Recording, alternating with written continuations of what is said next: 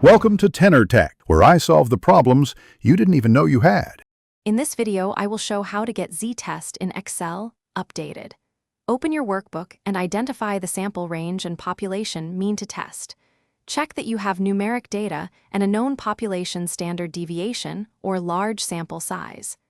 I will demonstrate the z-test function and an alternative manual calculation using norm, dist, and standard error for clarity and comparison. In this video, I will show how to get z-test in Excel updated. Select an empty cell and type equals z. Test, range, mean, to get the one-tailed p-value from your sample against the hypothesized mean. If you need a two-tailed p-value, multiply by 2.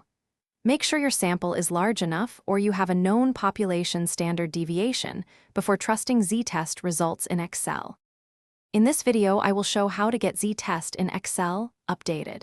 First, compute the sample mean and sample standard deviation with average and stdev. Then divide the standard deviation by sqrt, count for the standard error.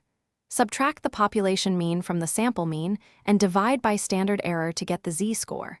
Use norm, dist to convert that z-score to a p-value and interpret significance accordingly. Thanks for watching. Subscribe to keep your life in tune.